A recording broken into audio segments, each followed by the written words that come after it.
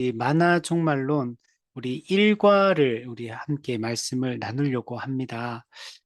기독교 역사관과 종말에 대한 이야기를 하려고 합니다. 우리 책을 보시면 여기에 나와 있는 내용들이 우리가 복음의 기초를 공부하고 또 제가 복음의 기초를 가르칠 때 이야기했던 내용들이 여기에 가득히 담겨 있는 것들을 우리 볼 수가 있습니다. 그래서 일과를 오늘하고 우리 다음 주 2시간에 걸쳐서 한번 이야기를 나눠 보려고 합니다. 오늘은 일과의 아주 전체적인 큰 틀에서 오늘 기독교 역사관과 종말에 대한 이야기를 우리 나누고, 그리고 이제 다음 주에는 뒷부분에 구체적으로 구약 성경의 전체적인 이 구속사의 맥락을 따라서 정말 기독교 역사관과 또 종말이 어떻게 도래하게 되었는지를 우리 다음 시간에 살펴보도록 하겠습니다. 지금 오늘 할 내용들은 우리 복음의 기초에서 많이 다루는 내용들인데, 사실 저는 이제 이 내용들을 제가 이 책을 보고 참고해서 사실은 제가 복음의 기초 서론 강의를 하지는 않았거든요, 사실은. 근데 저도 깜짝 놀랐어요.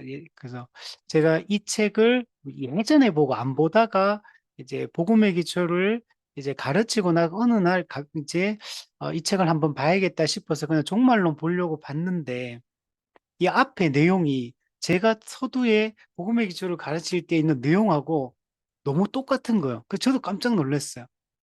와, 똑같은 원리로 이렇게 논리로 설명하는구나 싶어가지고 저도 사실은 그 당시에 조금 놀랬는데, 그래서 그래도 이런 내용들이 이 책에 잘 정리해 두어서 좀 더 저도 이 가르치는 내용을 확신을 가지고 좀 더 가르칠 수 있게 되었습니다.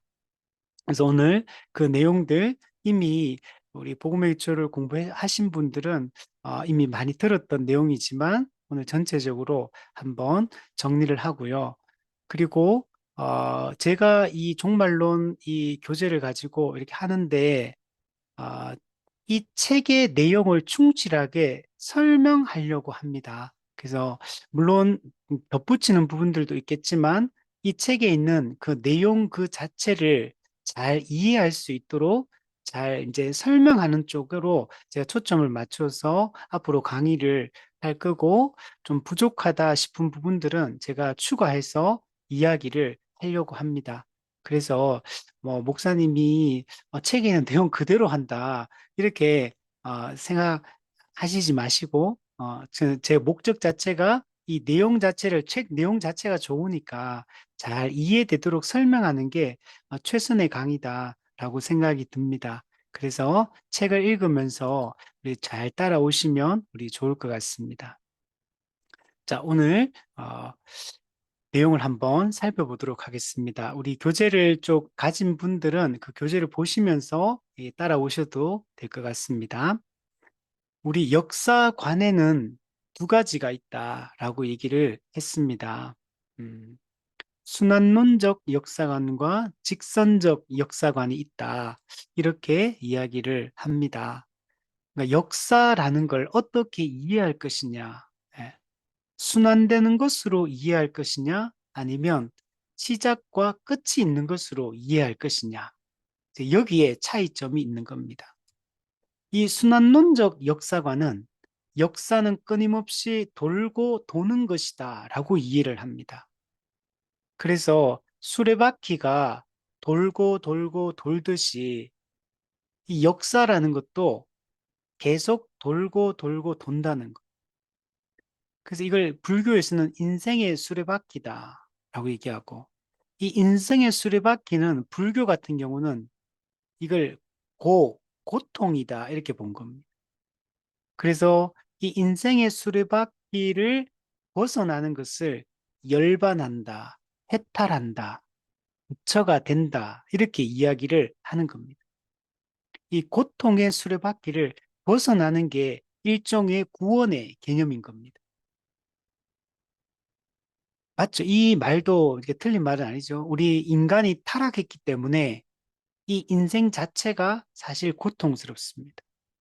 우리 하이델베르크 교리문답에 보면 인간은 타락함으로 말미암아 죄와 비참함에 빠졌다라고 이렇게 얘기를 하거든요.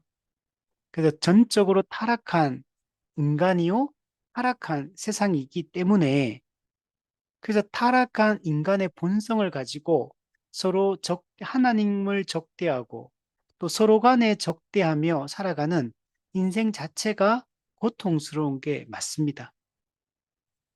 그래서 이 순환론적 역사관은 그런 개념으로 이렇게 역사를 이해를 합니다. 이 순환론적 역사관은 고대 서양, 그리스 로마 시대에도 이런 사상을 가지고 있었고 또 우리 동양, 중국이나 인도나 이런 중동이나 이런 고대 이 동양인들도 이런 순환론적 역사관을 가지고 있습니다.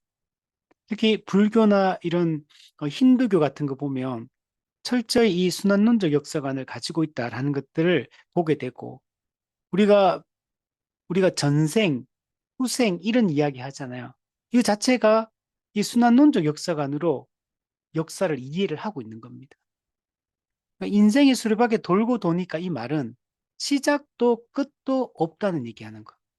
시작이 어딘지 끝이 어딘지가 불명확합니다. 그리고 목적도 의미도 불명확합니다. 이게 없어요. 그냥 고통스러운 이 삶이라고 그냥 보는 겁니다. 근데 우리는 성경은 이렇게 보지 않는다는 거. 성경의 역사관은 직선적 역사관입니다. 그래서 성경은 역사를 어떻게 이해하냐면 하나님의 계획과 목적을 이루어가는 과정이 역사다 이렇게 보는 겁니다.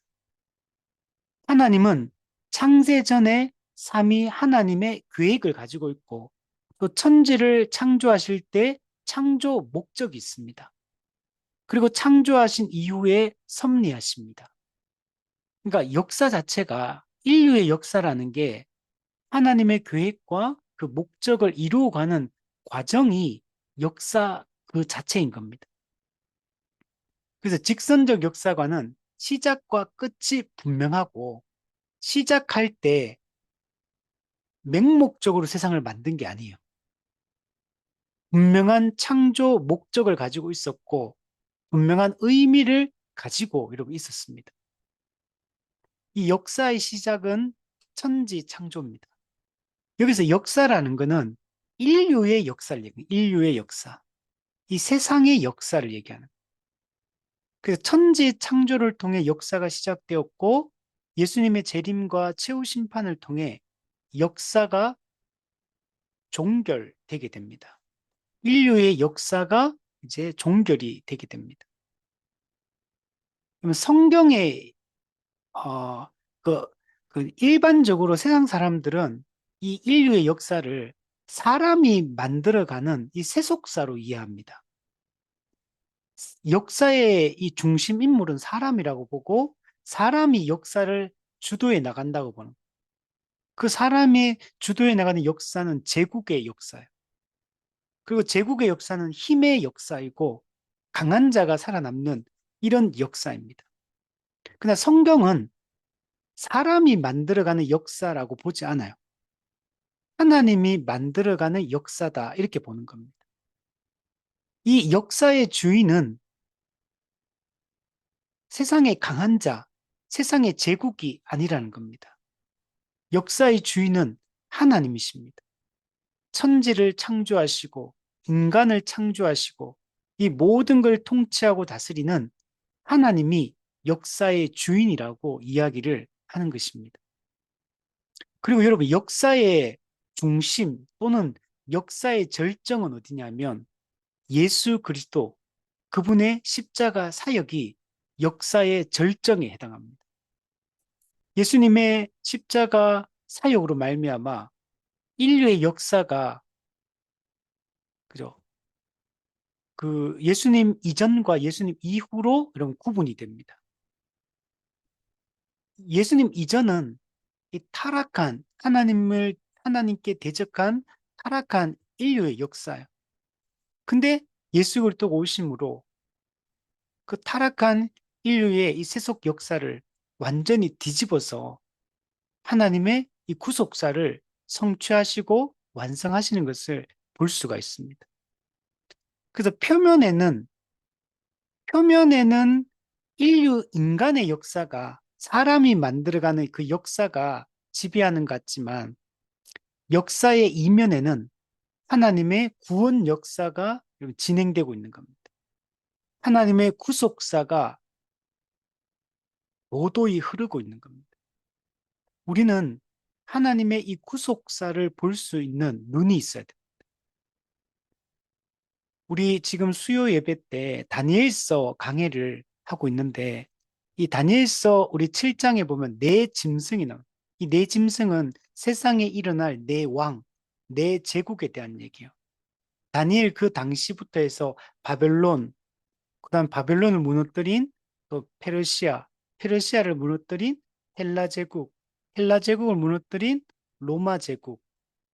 로마 제국은 우리 역사적으로 물론 로마 제국이 무너지고 지금도 인류 역사가 흘러가지만 이거는 마지막을 이제 보여줘. 그 그 마지막 제국 거기는 열 뿔이 난다. 열 왕이 나타날 것이고 열 뿔 사이에 한 작은 다른 뿔이 일어날 것이다.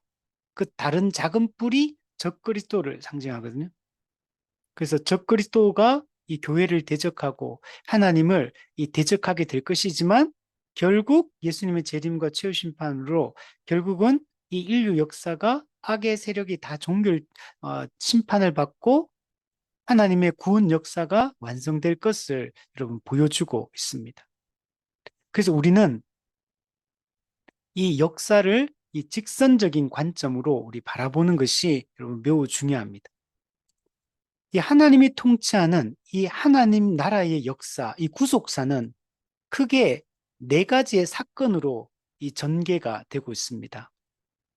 우리 존 스토트 목사님 이걸 사중틀이다라고 했죠. 창조, 타락, 구속, 완성. 창조는 하나님 나라를 건설하신 이야기입니다. 건설. 그래서 천지 창조가 곧 하나님 나라 창조다. 하나님 나라를 건설하신 사건이다. 이렇게 말하는 것. 타락은 이 하나님이 왕으로 통치하는 이 하나님 나라에서 이 반역이 일어난 겁니다. 왕이신 하나님의 왕권에 대한 반역. 그리고 구속이라는 것은 예수 그리스도를 통해서 인간의 타락으로 말미암아 무너진 그 하나님의 나라를 다시 회복시키는 사건입니다. 그리고 완성은 하나님의 그 나라가 예수님의 십자가를 통해 회복된 그 하나님 나라가 이제 최종적으로 완성되는 이야기를 하고 있는 것이 예수님의 재림과 최후 심판, 이 완성에 대한 이야기입니다.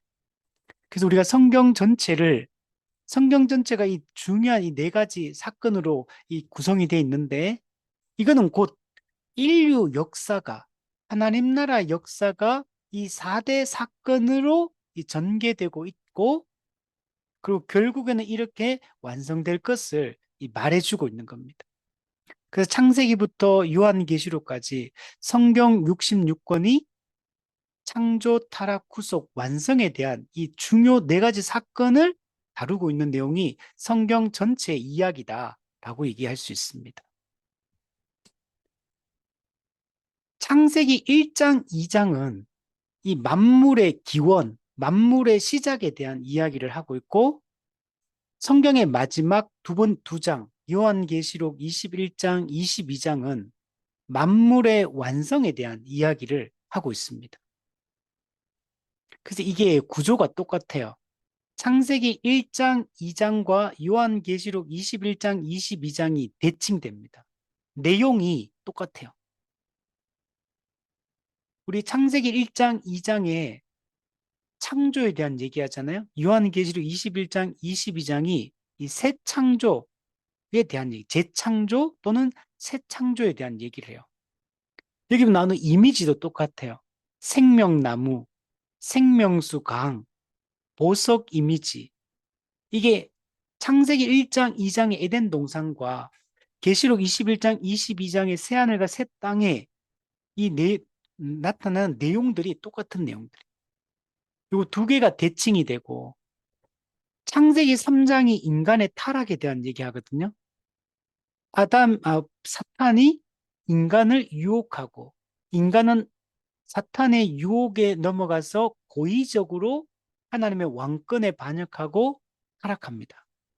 근데 요한계시록 20장, 그러니까 성경의 첫 부분의 세 번째 장, 창세기 3장, 성경의 끝부분의 세 번째 장, 요한계시록 20장, 여기에 사탄의 멸망에 대한 얘기가 나옵니다. 인간을 타락시킨 그 창세기 3장의 사탄이 계시록 20장에서 완전히 멸망해서 불과 유황못에 던져지게 되고 거기는 두 짐승, 적그리스도와 거짓 선지자, 그리고 하나님의 왕되심을 부정하는 모든 불신자들이 사탄과 함께 영원한 불과 유황을 던져줘서 세세토록 고통받는 그 내용이 요한계시록 20장에 여러분 등장하고 있습니다. 요한계시록 20장 전반부는 십자가 초림 사역으로 어떤 일이 일어났는지, 그리고 후반부는 예수님의 재림과 최후 심판을 통해 최종적으로 어떻게 완성되는지에 대한 이야기가 요한계시록 20장에 여러분 등장하고 있습니다.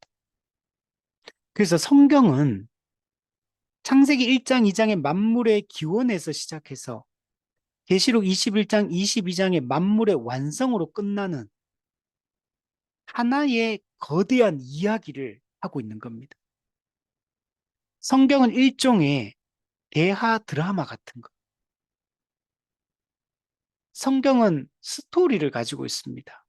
그래서 우리는 성경을 이 메타 내러티브, 거대 서사라고 얘기합니다.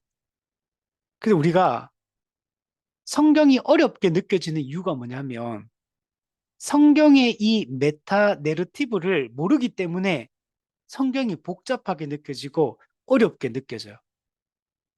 성경 창세기부터 요한계시록까지 나타나 있는 이 거대 서사를 이해하면 성경이 너무나 스펙타클한 이야기들이에요. 너무나 극적인 사건으로 가득하고 어떻게 이야기가 전개되고 있는지 우리가 드라마를 보면 예를 들면 16부작 이런 드라마를 보면 1부, 2부, 3부, 4부 보면 얼마나 재밌어요. 저는 TV가 없는데 그래서 드라마를 TV로는 못 봐요. 그리고 또 뭐 인터넷으로도 없어요, 아무것도. 그래서 인터넷으로도 못 봐요. 그래서 저는 이제 대신 유튜브에 몰아보기 이런 걸로 봅니다. 그래서 요즘도 보거든요. 요즘에 재밌는 이런 드라마들 많잖아요. 그러면 저는 그 요약본 이렇게 해가지고 짧게 짧게 1화, 2화, 3화 그거 기다려요. 저 보고. 아, 너무 재밌다. 그 다음에 어떤 내용이 어떻게 전개될까. 이게 막 되게 궁금하고 재밌거든요. 근데 갑자기 앞에 거 안 보고 중간에 보면 스토리가 뭔지를 모르면 어떤 복선이 있는지, 어떤 인물의 구도가 있는지, 어떤 그런 갈등 장면이 있는지, 이걸 쭉 따라오면은 이해가 잘 되잖아요.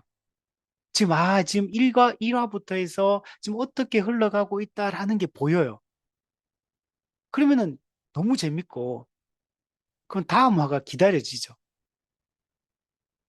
제가 제 유튜브 보는 요즘에 부세미도 재밌더라. 부세미. 그럼 요즘 하는 거 맞죠? 부세미. 예, 그것도 재밌고, 뭐, 옛날에 그 사막이 얼마 전에 나왔나 고현정 나오는 거 그것도 지금 따라가면서 보고 있는데 재밌더라고요. 이게 성경도 마찬가지인 거예요.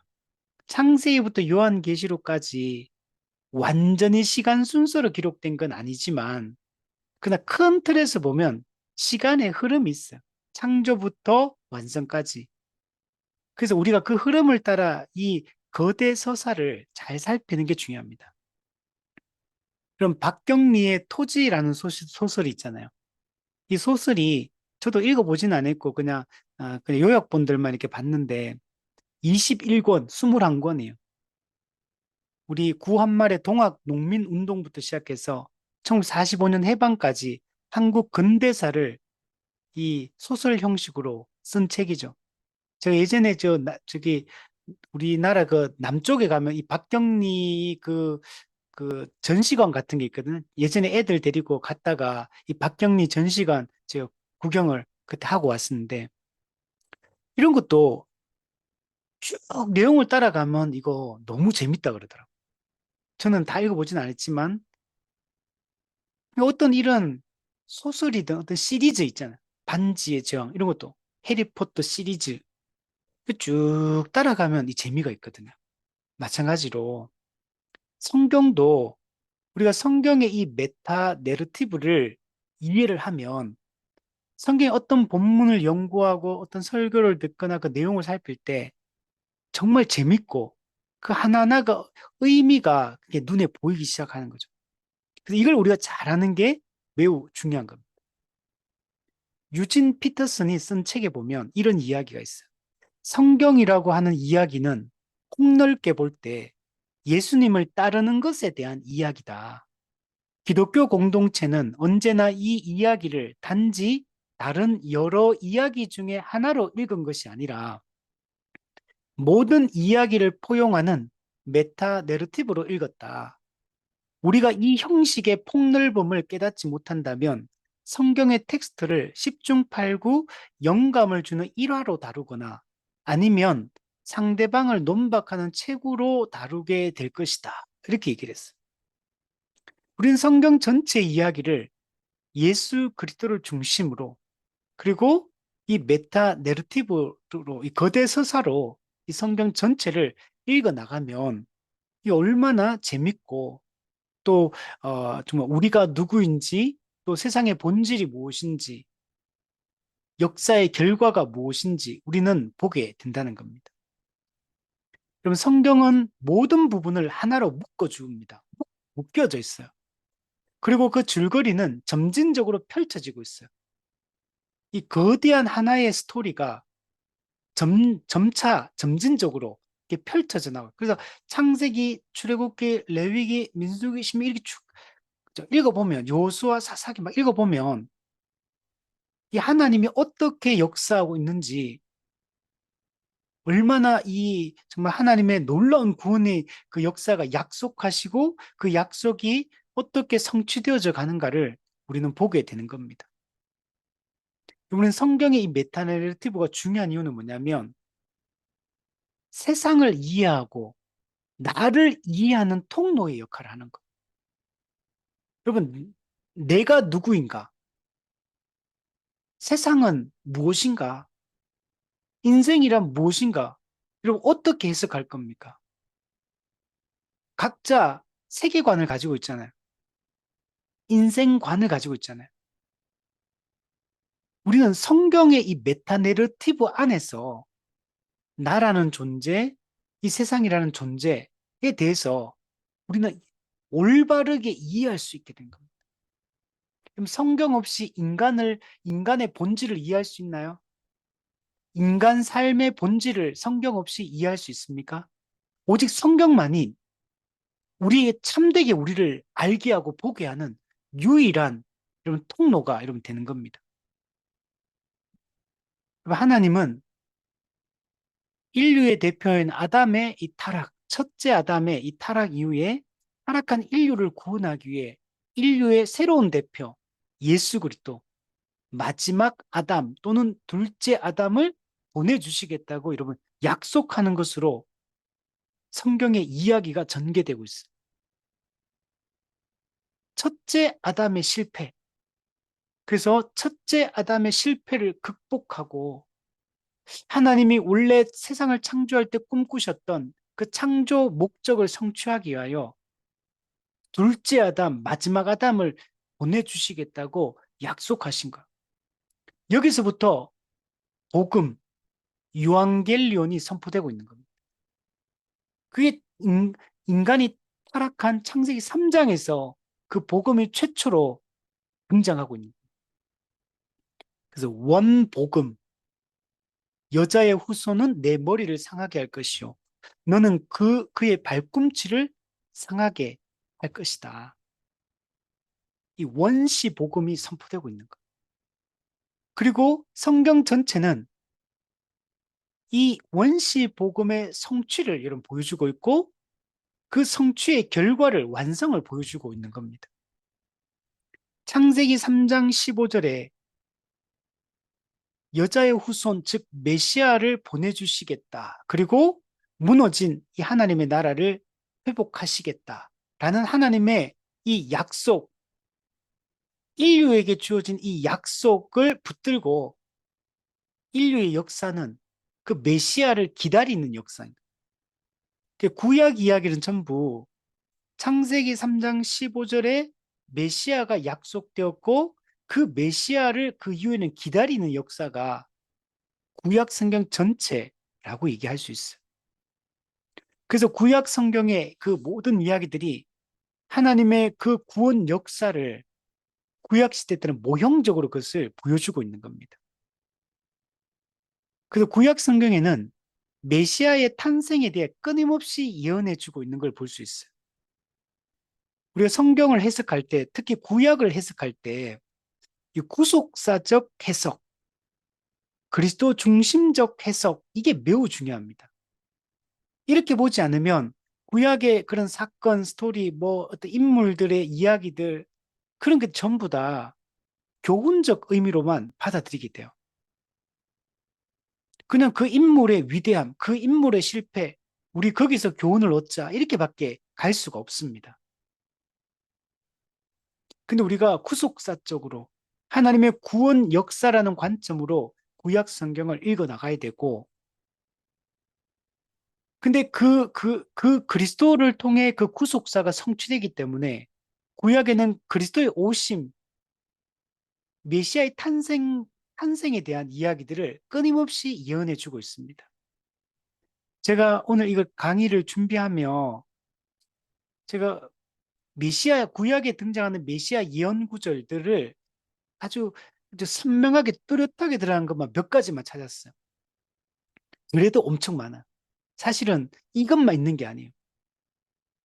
엄청 많아요. 예수님을 예표하고 있는 것들이. 근데 대표적인 거 얘기해 보면 창세기 49장에 왕의 홀이 유다를 떠나지 아니하고 통치자의 지팡이가 그 발 사이에서 떠나지 아니하시기를 실로가 오시기까지 이르리니 그에게 모든 백성이 복종하리로다. 실로가 오시기까지.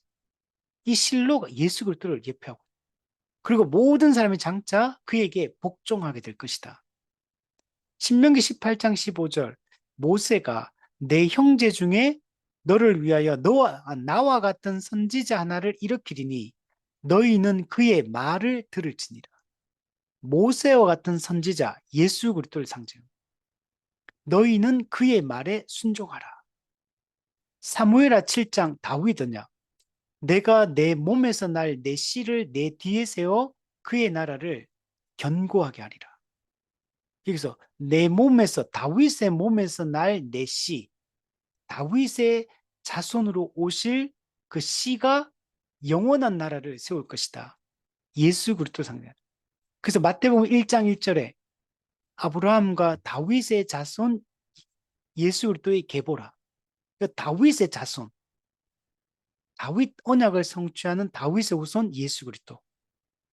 이사야 7장 14절 보라 처녀가 잉태하여 아들을 낳을 것이요 그의 이름을 임마누엘이라 하리라.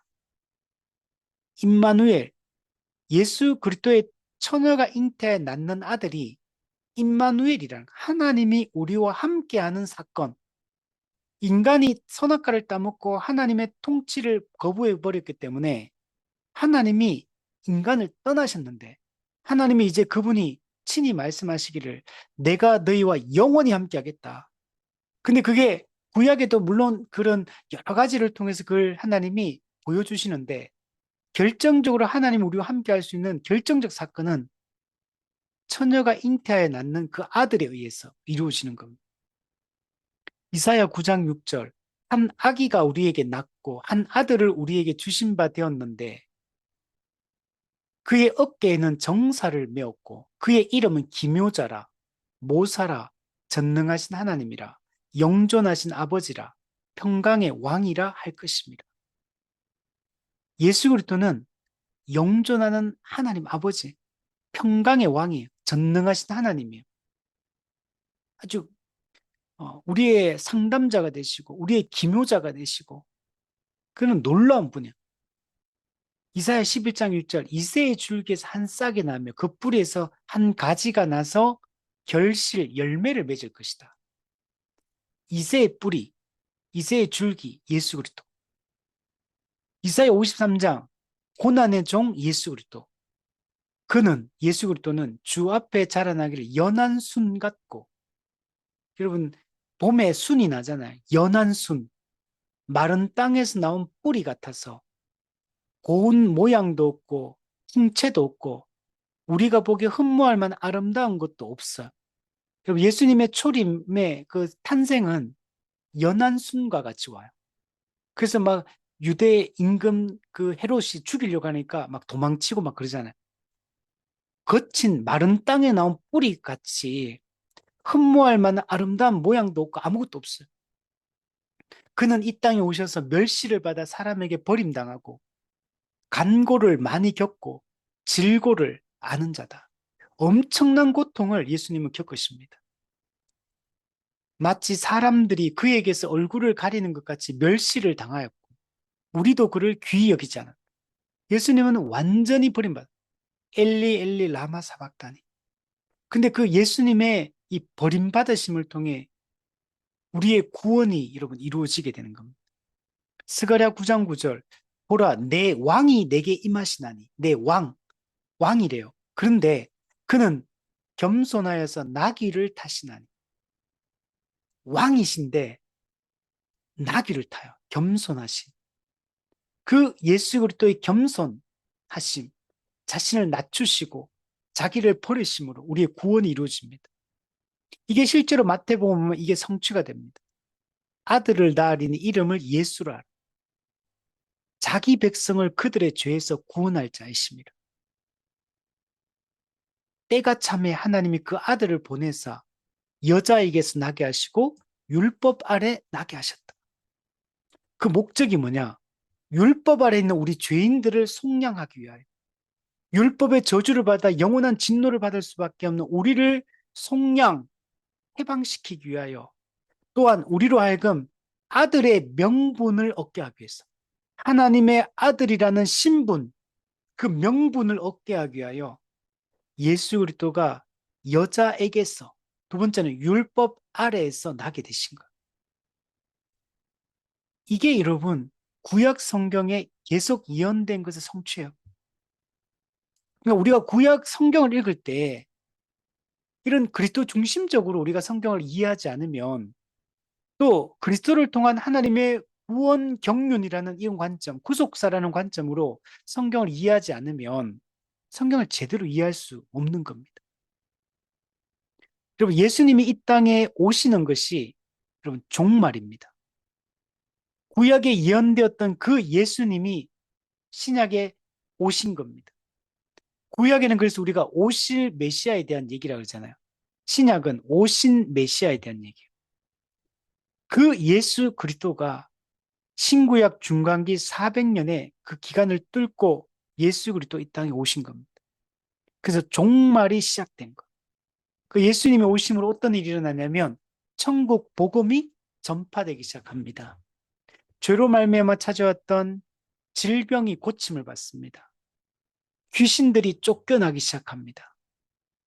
이게 전부 메시아의 오심과 그 종말의 시작을 하나님 나라의 회복을 좀 보여주는 사건들이에요.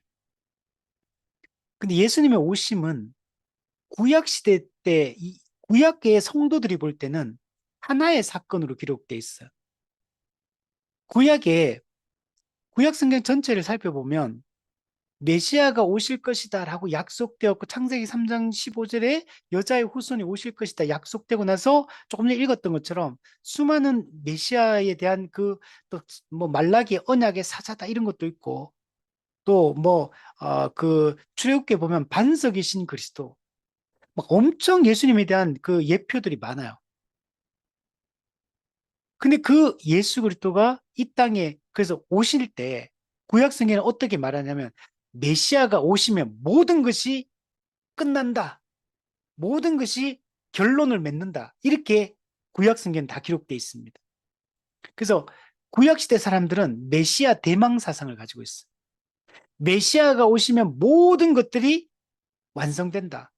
메시아가 오시면 모든 악이 제거되고 하나님의 구원이 성취되고 메시아가 오시면 모든 것은 종결된다.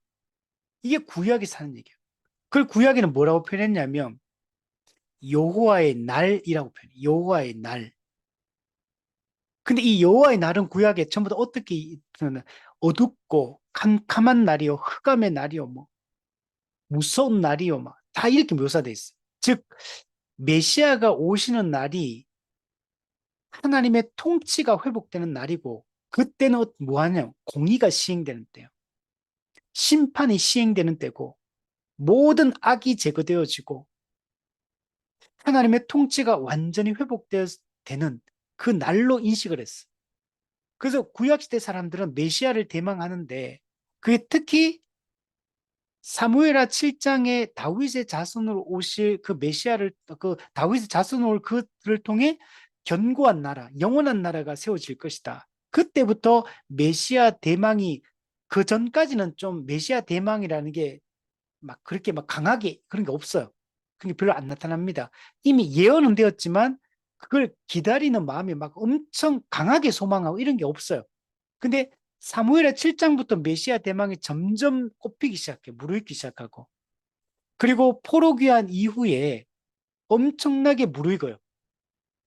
그때 막 이스라엘 백성들 포로귀환 했지만 막 분위기가 안 좋아요. 여전히 억압당하고 이방 민족에게 종로로 타고 있고 막 그런 시기거든요.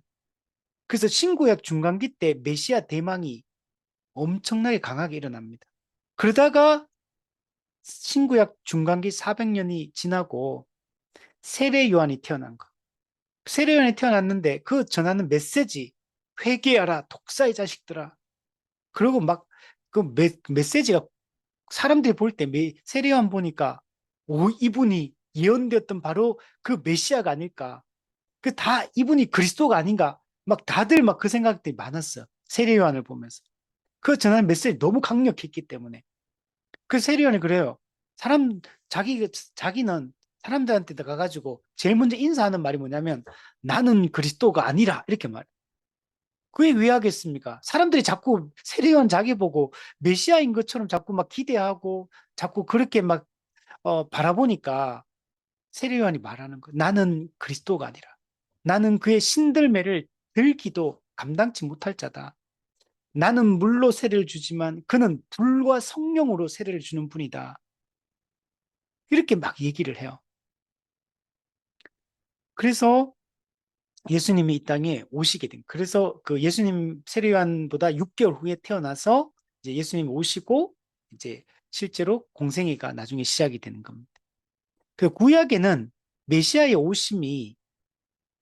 오시면 그냥 끝, 종말, 끝 이렇게 이해했는데 근데 실제로 신약에 딱 와 보니까 초림과 재림이라는 두 단계로 이루어지는 거예요.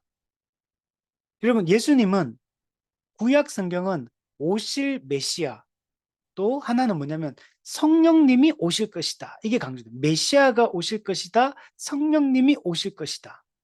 신약 성경은 메시아가 오셨다. 성령님이 오셨다. 그리고 또 한 가지가 더 있어요. 메시아가 다시 오실 것이다. 재림. 이게 신약 성경의 핵심적인 내용. 그래서 예수님의 오심이라는 것은 두 단계로 이루어진 초림과 재림. 초림은 종말의 시작, 재림은 종말의 완성. 초림은 하나님 나라의 시작, 재림은 하나님 나라의 완성이 되는 겁니다. 그 성경은 전체가 예수 그리스도를 통한 이 구속사를 보여주고 있는 겁니다. 그 성경 전체가 일종의 구속 드라마다라고 말할 수 있어요. 창조, 타락, 구속, 완성이라는 이 사막으로 구성된 이 구속 드라마가 이 거대 서사입니다.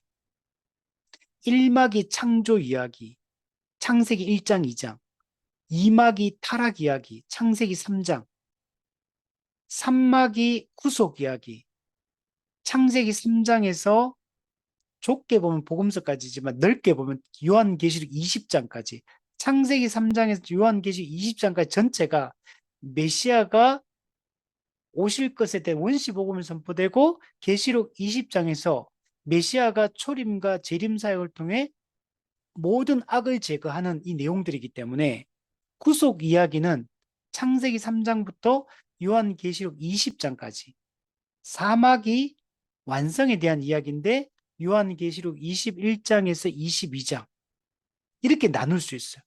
성경은 크게 창세기 1장, 2장 한 덩어리, 창세기 3장 한 덩어리, 창세기 3장부터 요한계시록 20장까지 한 덩어리, 요한계시록 21장, 22장 한 덩어리, 이렇게 사막으로 구성이 되어 있는 겁니다. 자, 오늘은 이 1막부터 4막까지 간단하게, 자, 1막, 2막은 조금 더 상세하게 이제 설명하고, 3막, 4막은 간단하게 해서 전체적으로 어떻게 이 하나님의 구속사가, 이 메타 내러티브가 흘러가는가를 간단하게 한번 살펴볼게요. 자, 1막은 창조 이야기입니다. 창세기 1장, 2장의 이 내용인데, 성경은 창조 이야기로 시작이 여러분 되고 있어요. 창조 이야기란 얘기는 기원에 대한 얘기입니다. 기원. 우주의 기원, 인간의 기원, 역사의 시작에 대한 얘기를 하고 있는 겁니다. 창세기 1장은 하나님이 6일 동안 천지와 인간을 창조하신 이야기입니다. 그죠? 천지 만물을 창조하시고 인간을 창조하시고, 천지 창조, 인간 창조. 요게 창세기 1장의 내용이에요. 창세기 2장은 6일째 마지막 날 인간을 창조하셨는데, 그 인간 창조에 대한 이야기를 더 구체적으로 하고 있는 내용이, 확대해서 하고 있는 내용이 창세기 2장이에요. 1장은 1일부터 7일 전체에 대한 얘기를 6일까지 이야기하고, 2장 전반부에 7일째에 대한 얘기를 하고, 그리고 2장 나머지 부분들이 6일째에 해당하는 인간 창조에 대한 부분만 따로 떼와가지고 이걸 자세하게 설명하고 있는 내용. 그 1장은 천지 창조 전체에 대한 내용이라면 2장은 인간 창조만 집중적으로 이야기하고 있는 이런 장이다라고 얘기할 수 있어요. 여러분, 인간은 창조의 절정입니다. 인간은 창조의 중심입니다. 왜 그렇게 말하냐면 세 가지 면에서, 창조 순서상 피조물 중에 제일 마지막에 만들어집니다. 제일 마지막, 순서상 마지막이라는 얘기는 인간이 살아갈 환경을 다 마련해 놓고 마지막에 만들어서 인간으로 하여금 모든 피조물을 누리게 하시는 것. 즉, 인간 이전에 만들어졌던 모든 피조물들은 인간을 위해서 만들어진 것. 인간을 위해 그 환경들을 다 마련하신 겁니다. 그래서 여러분, 인간을 피조물이긴 하죠. 동물도 피조물, 인간도 피조물, 나무도 피조물, 다 피조물이야. 인간도 피조물. 그러나 천사도 피조물. 그러나 인간은 어떤 존재냐면 다른 피조물과 구별되는 피조물이에요. 다른 피조물은 인간의 통치를 받는 대상이고, 인간은 인간을 제외한 나머지 피조물을 통치하는 존재야. 그래서 인간은 다른 피조물과 여러분 같은 격으로 볼 수 없어요. 인간은 하나님 또한 형상으로 만들어져요. 하나님의 첼렘, 형상. 이게 독특한 겁니다. 그리고 하나님은 모든 생물을 다스리라. 대리 통치자로서의 하나님의 권한을 일부 위임해 주십니다. 그 인간이란 존재를 다른 피조물과, 또 인간의 생명이나 뭐 고양이의 생명이나 아니면 뭐 사과나무의 생명이나 똑같은 생명, 이렇게 볼 수 없다는 거. 격이 달라. 그래서 사람을, 그럼 범신론의 입장에서는 이제 같은 그냥 생명체, 귀한 생명체, 뭐 이렇게 그냥 보지만, 우리 그렇게 보면 안 돼요.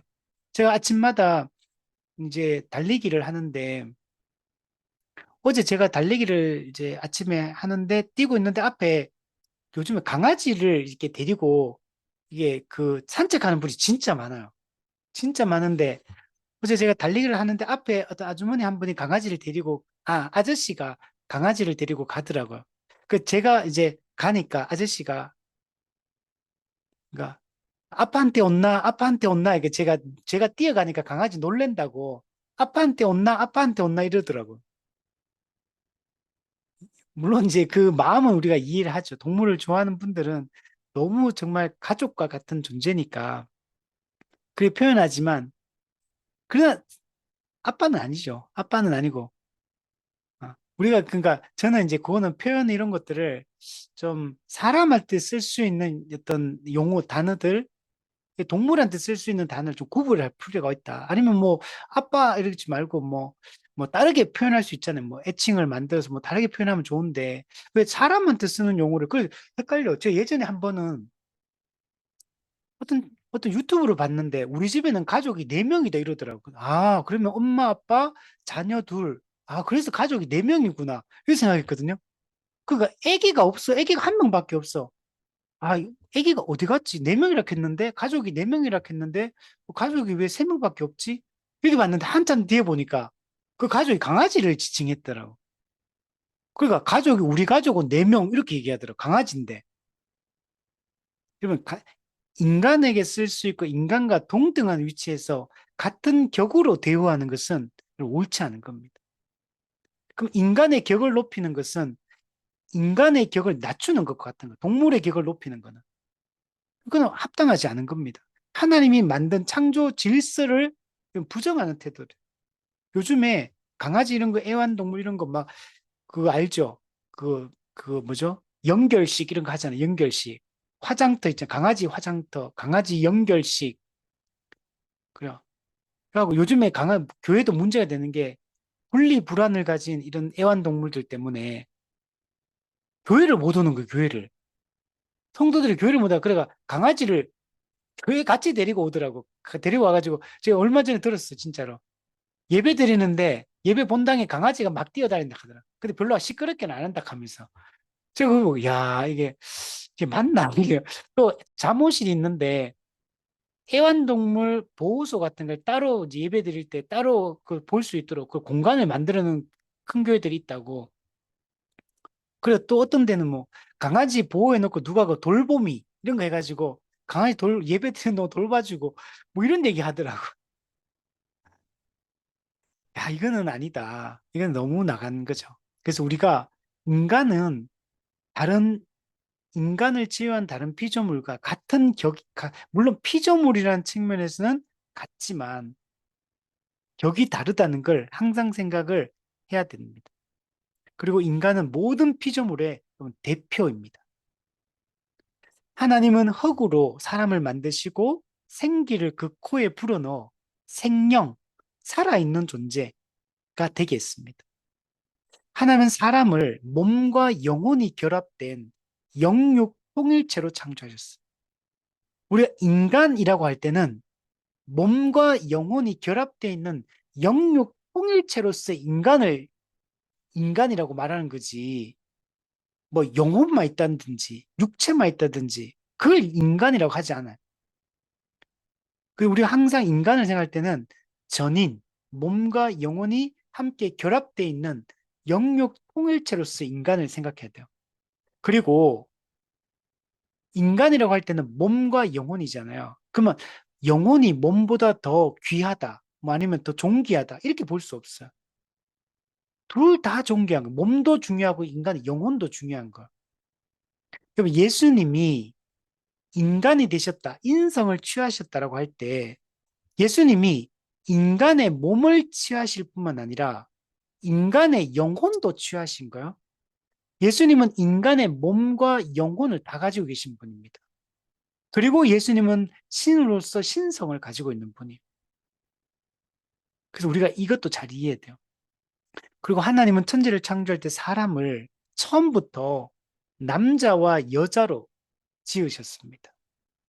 하나님은 먼저 흙으로 아담을 먼저 창조하시고 만드시고 아담의 갈비뼈로 하와를 만드시고 그 하와를 아담에게로 이끌어 오셔서 에덴 동산에서 아담과 하와가 한 몸으로서 하나님을 섬기며 살게 했습니다. 그러면 갈비뼈로 만들었다. 이건 뭘 말하냐면 아담과 하와는 한 몸이다. 이렇게 한 몸됨을 강조하는 하나됨을 강조하는 표현이 이 내 뼈 중에 뼈요 살 중에 살이다라고 하는 말의 의미예요. 근데 이거는 아담의 한 몸됨, 아담과 하와의 하나됨 한 몸됨은 창조주 삼위 하나님의 그 한 몸됨으로부터 온 건데 그래서 연합돼 있잖아요. 근데 이 아담과 하와의 한 몸됨은 단순히 부부의 한 몸됨을 이야기하려고 하는 게 아니에요. 에덴 동산에서 아담과 하와는 전체 인류를 상징하는 겁니다. 그냥 부부로서 아담과 하와가 남녀로서 하나다. 이걸 강조하려고 하는 게 아니고 인류가 하나다. 전체 인류가 한 몸이다. 하나다. 이걸 강조하려고 하는 거예요. 그리고 아담을 먼저 흙으로 만들고 하와를 만들고 이제 데리고 오셔서 함께 하게 했는데 근데 이 하와를 돕는 배필이다 이렇게 얘기하거든요. 돕는 배필, 에제르. 근데 이거는 아담과 하와가 함께 돕는 배필이에요. 그냥 여자는 남자에게 돕는 배필이고 남자는 여자에게 돕는 배필이 아니다. 이 사람은 이 사람에게 돕는 배필인데 이 사람은 이 사람에게 돕는 배필이 아니다. 라고 얘기하는 게 아니에요. 인류 전체가 돕는 배필의 관계다. 서로가 서로에게 돕는 배필의 관계다. 이렇게 우리가 이해를 해야 돼요. 그 전체 인류가 돕는 배필의 관계로서 하나님의 영광을 반영하며 살도록 하신 겁니다. 특별히 여러분 사람은 하나님의 형상으로 지음을 받았습니다. 하나님의 형상, 이 첼렘, 이거는 어떤 의미가 있냐면 하나님의 속성을 부여받았다는 거예요. 하나님의 속성. 하나님만 가지고 있는 그 속성을 인간에게 부여해 주신 거예요. 그래서 하나님이 가지고 있는 속성, 인간에 부여해 주신 것을 공유적 속성이다. 공유적. 공유가 되는 속성이에요. 근데 하나님에게는 있고 인간에게 없는 속성이 있어요. 그걸 비공유적. 하나님만 가진 속성, 영원성, 무한성, 불변성, 이런 것들은 하나님만 가지고 있는 무소부재하심, 이런 거. 이런 건 비공유적 속성이에요. 근데 우리가 하나님의 형상으로 지음받을 때 하나님의 그 속성 중에 우리 인간에게 하나님 부여해 주신 것들이 많아요. 근데 그 중에 핵심적으로 중요한 것들은 뭐냐면 첫 번째가 통치권. 오직 삼위 하나님만이 통치자로서의 권한을 가진 분이에요. 근데 하나님의 통치권을 인간에게 부여해 주셔서 인류 그 모든 피조물의 대표로서 인간이 모든 생물을 다스리게 하신 겁니다. 그래서 하나님의 대리 통치자로서의 사명을 부여받은 것. 이 통치권이 하나님 형상에 속하는 것. 두 번째, 영성. 하나님 영이시잖아요. 사람도 영적 존재로 만들었어요. 영을 가진 영적 존재. 좀 동물은 영혼이 없습니다. 아이고, 강아지도 보면 슬픔도 느끼고, 감정을 느끼고, 기쁘면 기쁘고, 때리면 아파가지고 무서워하고 두려워하고, 동물도 다 영혼이 있는 것 같은데요? 아니요. 그는 영혼을 가지고 있는 게 영성을 가지고 있는 존재가 아니에요. 그냥 본능에 따라 그냥 그렇게 이게 반응하는 거지. 그걸 하나님이 영이신 것처럼 인간도 영적 존재로 만들었는데 그 동물도 영적 존재다. 이런 게 아니라는 거예요. 오직 사람만이 그 영성을 가진 존재로 지음받은 거예요. 그리고 인격적 존재로 인간은 만들어졌어요. 인격, 지정의를 가진 존재. 그리고 강아지도 보면 지정의를 가지고 있는 것 같습니까? 강아지도 보면 뭔가 보면 완전 저 강아지 우리 사람들 키우는 분이 하더라고. 저 강아지 저 요물이다 요물. 저거 다 안다 저거 사람이 어떤 사람의 감정을 다 느낀다고. 반응하는 거 보면 다 안다고. 그러면서 요물이다 그러잖아요. 그렇다고 해서 강아지가 지정의를 가지고 있는 겁니까? 인격적 존재입니까? 강아지가 도덕성을 가지고 있어요? 아, 이건 도덕적으로 옳지 못하다. 그런 겁니까? 거룩한 강아지. 물지도 않고, 그죠? 똥도 아무 데나 안 싸고, 그죠? 거룩한 강아지. 그런 겁니까? 그건 아니죠. 그래서 오직 사람만 가지고 있는 한 형상. 그래서 하나님의 사람이 한 형상으로 지원받았다는 얘기는 뭐냐면, 그럼 사람은 하나님의 형상이다. 이 말은 하나님과 닮은 꼴이다. 하나님의 이미지다. 이런 뜻이에요. 그 말은 오직 사람은 하나님의 영광을 반영하는 존재로 지원받았다. 하나님 어떤 분인지 알려면 누구를 보면 되냐면 하나님의 형상으로 지원받은 사람을 보면 하나님이 어떤 분인지 우리가 힌트를 얻을 수 있어요. 그럼 제가 저 여행 유튜브 이런 거 많이 보거든요. 뭐 여행 저는 잘 못 가니까 여행 유튜브 보는데 요즘 제가 보는 것 중에 하나가 오토바이 타고 시베리아 블러, 블라디보스톡에서 저 유럽까지 오토바이 타고 가는 그 여행 유튜버가 있어요. 이 사람이 러시아를 통과할 때 항상 얘기했던 게 뭐냐면 레닌에 대한 얘기를 많이 했어요. 마르크스 레닌에 대한 얘기. 그래서 막 그 러시아의 그 이제 공산혁명 이런 얘기 많이 하고 막 역사적인 얘기도 많이 하고 막 이거 많이 하거든요. 그래서 레닌 얘기를 심심하면 해요, 그분이. 그걸 하는데 보면 가면은 레닌 동상이 항상 뭐 도시마다 다 있어요. 지금은 이제 많이 없어졌죠. 지금은 옛날에 그 이제 구소련이 무너지면서 그런 것들 다 이제 많이 무너뜨리고 했죠. 우리 북한에도 보면 김일성 동상 이런 거, 김정은 동상 이런 거 옛날에 많이 만들었잖아요. 공산 정권은 가면 다 그런 게 있거든요. 자, 그게 뭐냐면 레닌이 이 도시에 있는데 B 도시에 동시에 있을 수 없잖아요. 근데 레닌이 이 도시에 어떤 혁명적인 역할을 했고 그 영향을 미치고 있다는 걸 동상을 세워서 그걸 보여주는 거. 과거에 로마 제국의 황제들이 어떻게 했냐면 로마 제국이 워낙 크니까 이 땅은 로마 황제의 땅이라는 걸 증명을 해야 되는데 그걸 보여줄 수 있는 게 없죠. 그래서 어떻게 하냐면 로마 황제의 흉상 이런 걸 만들어 가지고 그곳에 딱 세워놔요. 그 로마 황제의 흉상이 곧 로마 황제와 동일한 권위를 갖는 거. 이 땅은 로마 황제 땅이다. 너희는 내 백성이다. 이걸 선포하는 거죠. 인간이 하는 형상이라는 얘기는 여러분 이 땅에 존재하는 이 인간을 통해 하나님 어떤 분인지가 드러나고 여러분 있는 겁니다. 하나님이 어떤 분인지 그 영광을 반영하고 그분의 속성을 반영하는 존재로 인간이 지음을 받은 것. 인간이 이런 존재로 지음받았어. 그리고 에덴 동산은 하나님 나라의 최초의 모습을 보여줍니다. 하나님 나라의 원형적 모습이 에덴 동산이에요. 우리 이 만화 종말론을 보면 에덴 동산은 하나님 나라의 축소판이다.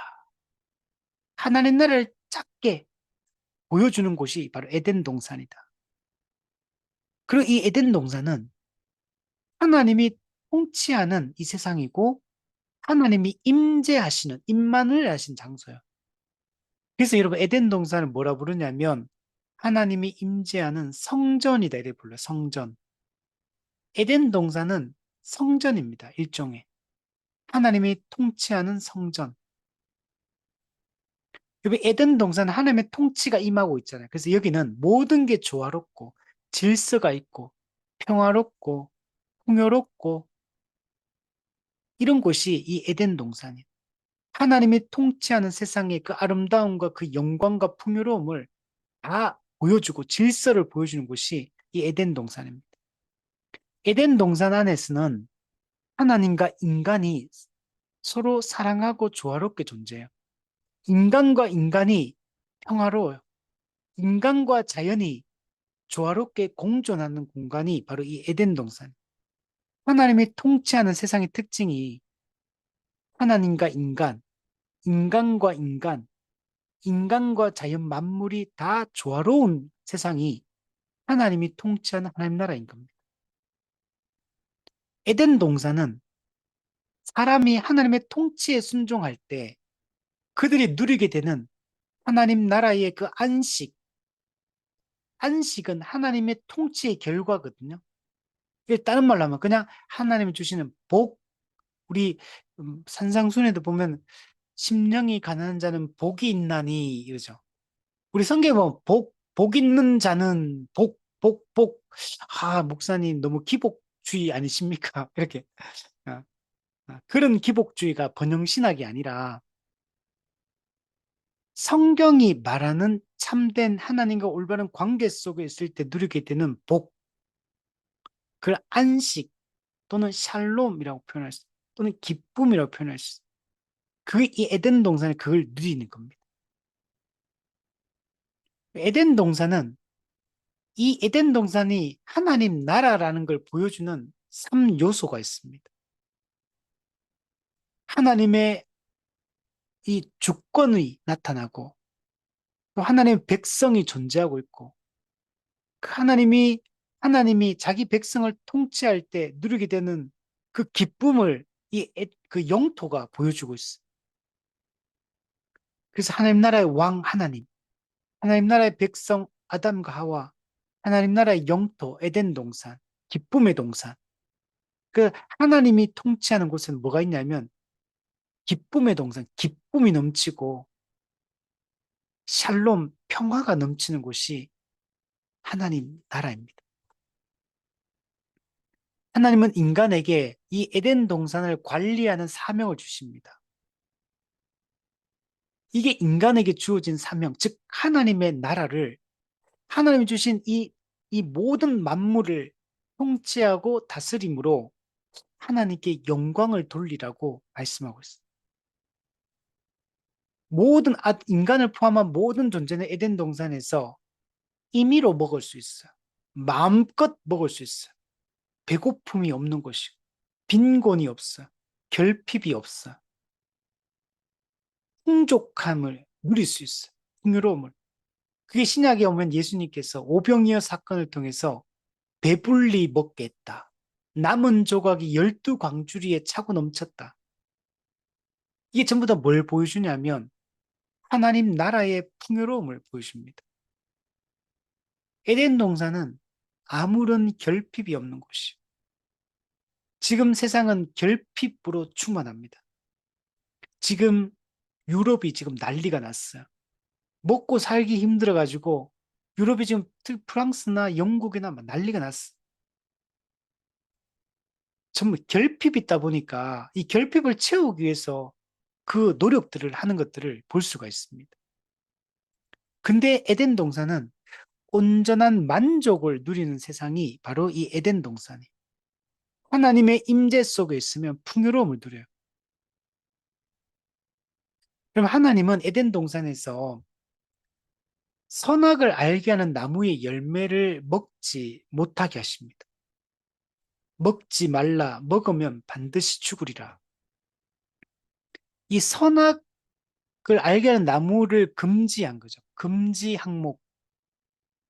이거는 뭘 보여주냐면 누가 참된 주인이냐를 보여줍니다. 누가 참된 주인이냐. 하나님은 어떤 분이고 인간은 어떤 존재인가를 보여줘요. 하나님과 인간의 그 구별을 보여주는 겁니다. 인간이 대리 통치자로 살고 있고 풍요로움을 누리고 있다고 해서 하나의 형상이라고 해서 인간이 하나님이 아니에요. 참된 주인의식을 갖게 하기 위해 이 선악을 알게 할 나무를 금지하신 겁니다. 즉 인간이 모든 피조물이 하나님과 올바른 관계 속에서 살도록 하기 위해 그래서 그 복된 하나님 나라 안식을 누리게 하기 위하여 선악과 금지 명령을 내리신 것. 대요리문답 20문에 보면 생명나무를 보증으로 하는 인격적이며 완전하고 영속적인 순종을 조건으로 그와 생명의 언약을 맺고 사망의 형벌로서 선악을 알게 하는 나무 먹는 것을 금지하였다. 생명나무를 보증으로, 이 말은 보증으로 하나님과 생명의 언약을 맺었다. 이 말은 생명나무가 보증하는 게 뭐냐면 영원한 생명이에요. 근데 그 영원한 생명을 누리려면 어떻게 해야 되냐면 인격적이며 완전하고 영속적인, 영원히 지속적인 순종을 조건으로, 순종이라는 언약의 조건이 달려 있는 거예요. 사람이 하나님의 말씀에 순종하면, 즉 하나님을 왕으로 인정하면 영원한 생명을 얻게 되겠지만, 사망의 형벌로서 선악을 알게 하는 나무 먹는 것을 금지하였다. 즉 무슨 말이냐면, 만약 선악을 알게 하는 나무를 먹지 말라고 금지를 했는데 그걸 먹으면, 즉 하나님의 명령의 말씀에 불순종하면, 즉 하나님의 법을 어기면, 즉 하나님을 왕으로 인정하지 않으면 사망의 형벌을 받게 될 것이다. 영원한 사망에 처해지게 될 것이다.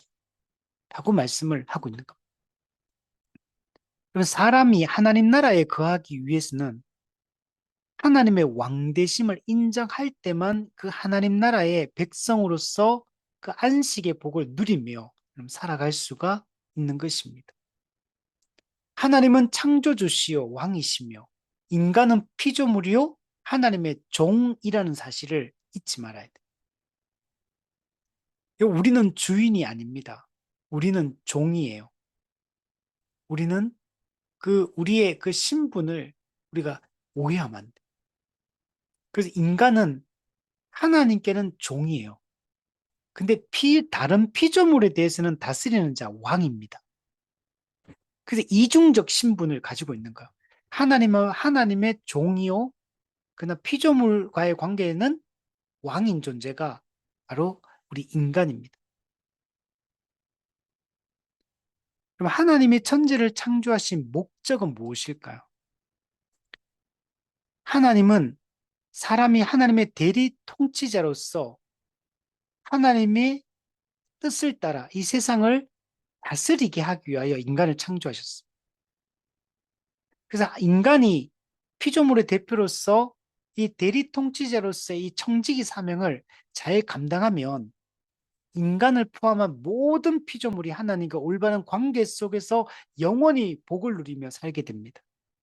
근데 피조물의 대표인 인간이 이 역할을 못하게 되면, 그러면 모든 피조물이 하나님 앞에서 그 다스림을 받지 못하게 돼요.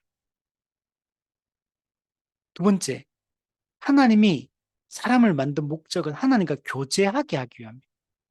요한 1세에 보면 하나님과 사귐을 갖게 하려 함이라. 하나님과의 사귐, 교제, 인격적 교제를 위해서 우리를 만드시고 우리를 두신 겁니다. 천지 창조를 왜 했느냐? 인간 창조를 왜 했느냐? 하나님은 하나님과 인격적 교제를 나누기를 원하십니다. 그럼 하나님이 외로워서 인간을 만들어서 인격적 교제를 하려고 하는 거냐? 하나님 뭔가 부족해서 뭔가 메꾸려고 하시는 거냐? 아닙니다. 삼위 하나님은 영원히 존재하시고 삼위 하나님은 세 분이 연합되어 있어요. 완전히. 그리고 그 연합은 깨지지 않아요. 그리고 삼위 하나님은 모든 게 충족되는 분이에요. 스스로 모든 게 충족되는 분이에요. 그래서 하나님의 충족성, 하나님의 자족성, 하나님은 외롭지 않아요. 부족한 게 없어요. 그럼에도 불구하고 하나님이 인간을 창조하시고 하나님과 인격적 사귐을, 지정의를 가진, 자유의지를 가진 존재로서 하나님이 인간과 교제하기를 원하시는 겁니다.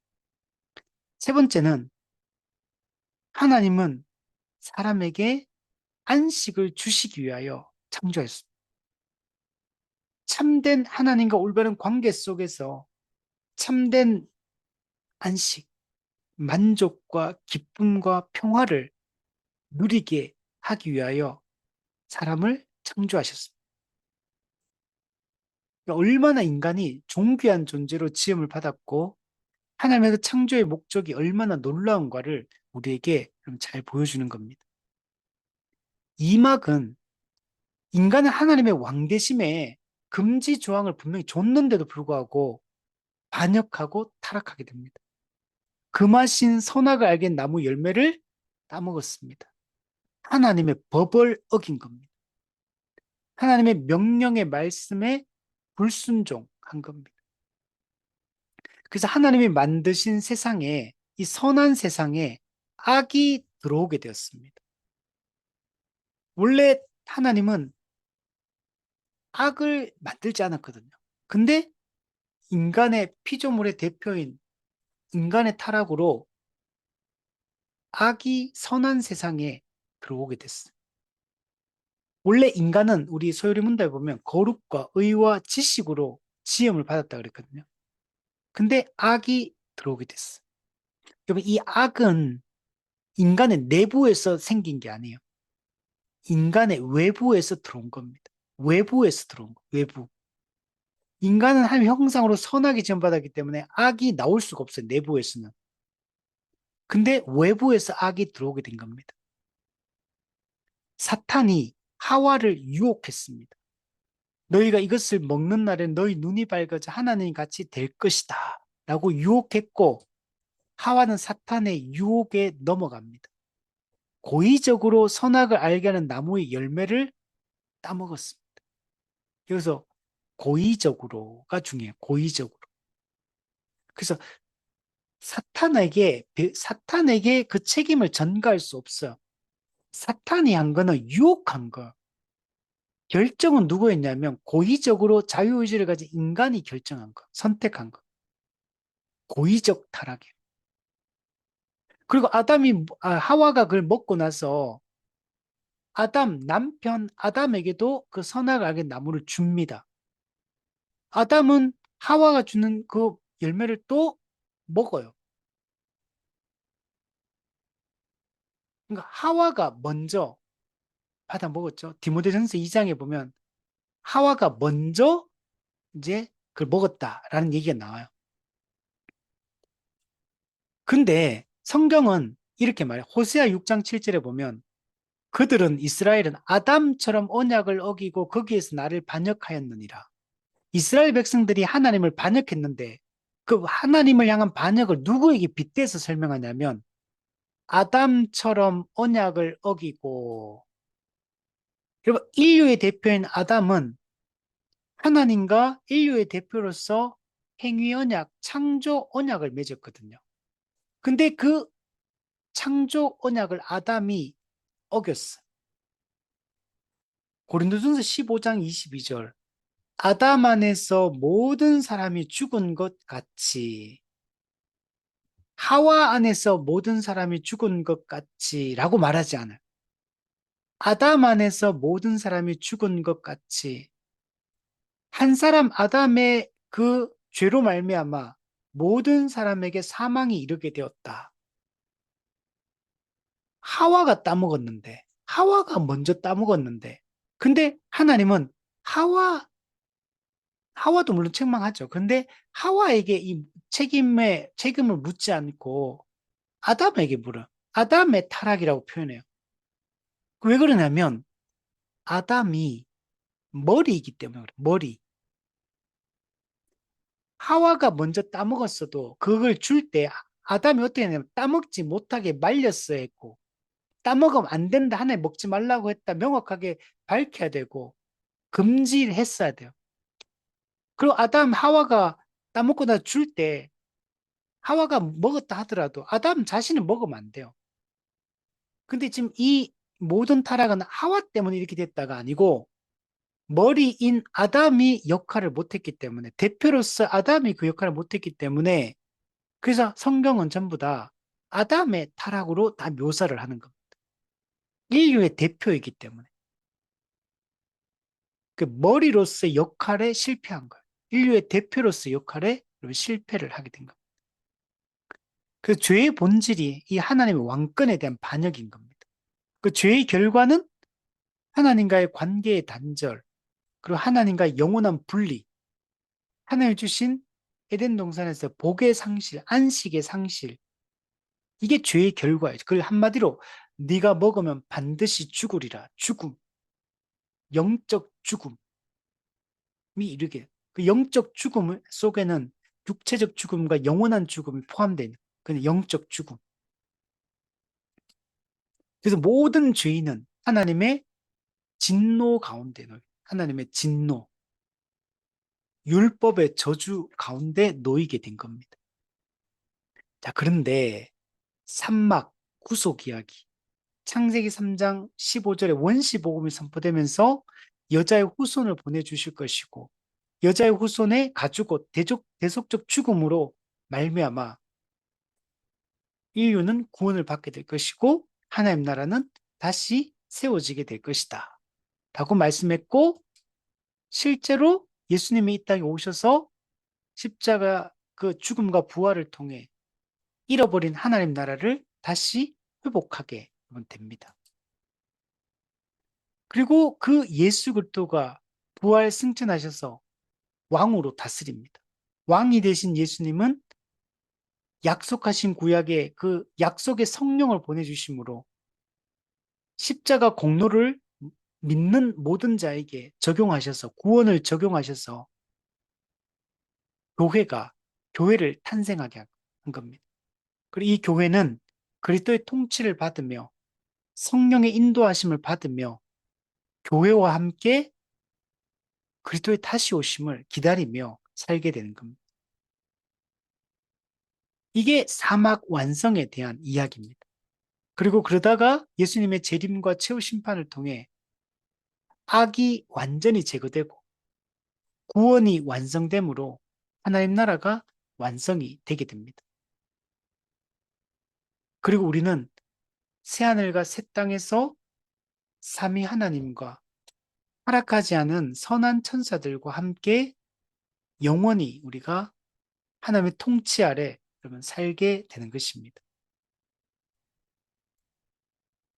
하나님의 이 구원 역사는 성부 하나님의 구원 계획과 성자 예수님의 구원 성취, 성령 하나님의 구원 적용을 통해서 이 구원 역사가 이루어지게 됩니다. 구원 계획, 구원 성취, 구원 적용. 이걸 통해 하나님 나라의 역사가 여러분 완성이 여러분 되게 되는 것입니다. 이게 성경 전체의 핵심적인 내용이다. 그래서 성경의 이 거대 서사, 메타 내러티브가 이 중요 이 네 가지 사건으로 구성되어 있고 이 성경에 우리는 이 메타 내러티브를 잘 이해하고 우리 하나님 나라 관점으로 메타 내러티브를 잘 이해하고 오늘 우리가 어떤 존재인지 교회가 어떤 존재인지를 바르게 알고 또 교회가 이 종말의 시기에 어떻게 죄와 싸우며 의롭게 살아가며 그분의 다시 오심을 기대하며 우리가 기다리며 살아갈 수 있는지 그리고 이 종말론적 긴장 상태에서 어떻게 성도는 사는 것이 올바른 성경적 삶인지를 우리가 알아가는 것이 중요한 것입니다.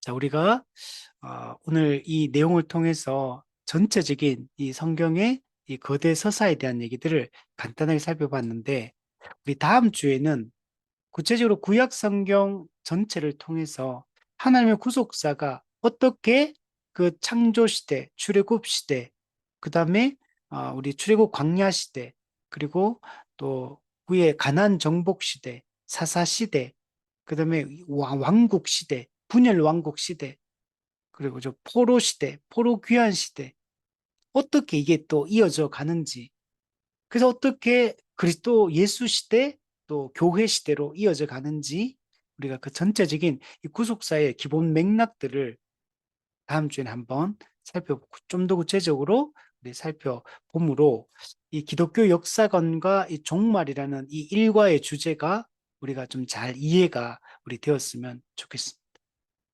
자, 우리 오늘은 여기까지 우리 하도록 하겠습니다.